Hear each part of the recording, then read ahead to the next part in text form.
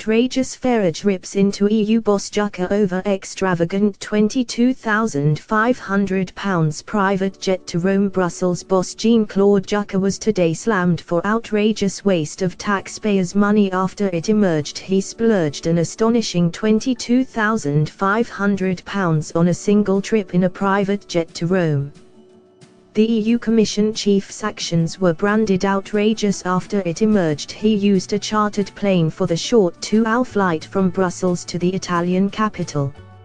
Mr. Juncker was visiting the city for an informal meeting with the then Italian Prime Minister Matteo Renzi, which had been organized for some time, making it unclear why he could not take a charter flight.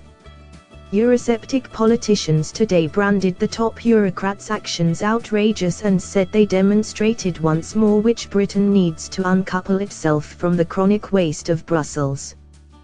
The private jet trip was revealed this morning after the Spanish NGO Access Info won a 3-year legal battle with bureaucrats and forced them to publish details of commissioners' expenses. NC Expenses claims reveal the extent of the Brussels boss' largesse. Activists published swathes of claims from January and February 2016 which show that Mr. Juncker also charged an astonishing £1,586 for a one-night trip to Berlin and £659 travel costs for a single trip to the EU Parliament in Strasbourg.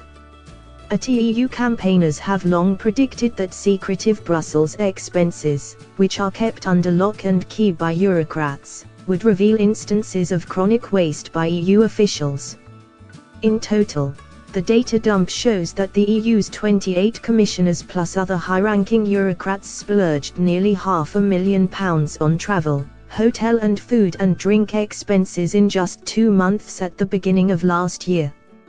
Reacting to the revelations, former UKIP leader Nigel Farage said, "Outrageous. Juncker spending €27,000 on a private jet at taxpayers' expense is clearly over the top, especially when many normal flights are available." Slamming the EU's demands for Brexit cash, he added, "I suppose these junket expenses are all part of the make-believe Brexit bill which these commissioners have plucked out of thin air and trying to extort from our government."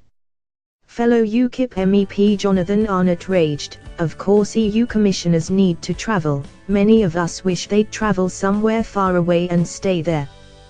But how many of these missions are truly needed in the first place?